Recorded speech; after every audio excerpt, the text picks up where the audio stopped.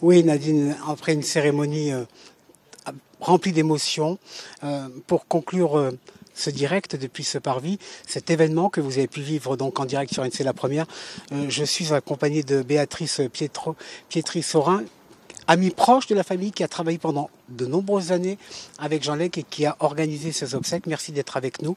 La cérémonie vient de se terminer. Quels sont les temps forts à retenir de ces obsèques ?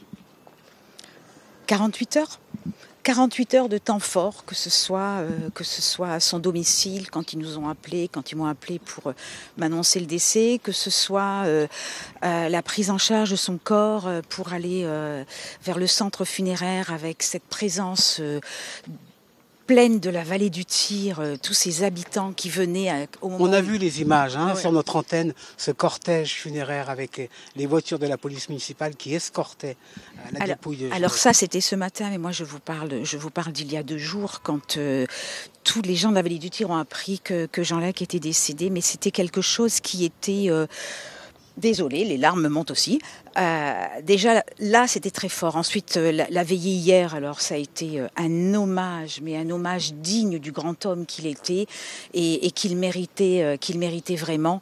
Les Calédoniens, quel que soit leur âge, quelles que soient leurs idées, quel que soit leur statut, les Calédoniens ont tous été touchés et étaient conscients que c'était notre mère qui partait.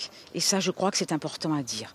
Et ce matin, c'était une apothéose d'émotions. Pourquoi ? Parce que tout le trajet a été fait de salut, a été fait d'applaudissements, a été fait de larmes, a été fait de recueillements religieux. Tous ces gens qui nous ont vus passer, puisqu'on a fait un tour de la ville pour qu'il soit une dernière fois devant sa mairie.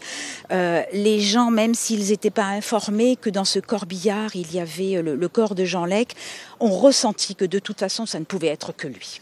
Béatrice, pour conclure, que va-t-il se passer maintenant ? Alors maintenant, la famille va recevoir les condoléances et ensuite on va se diriger sur le cimetière du 4e kilomètre car il va reposer dans son caveau et surtout auprès des siens. Merci Béatrice d'être intervenue, d'avoir témoigné ce matin.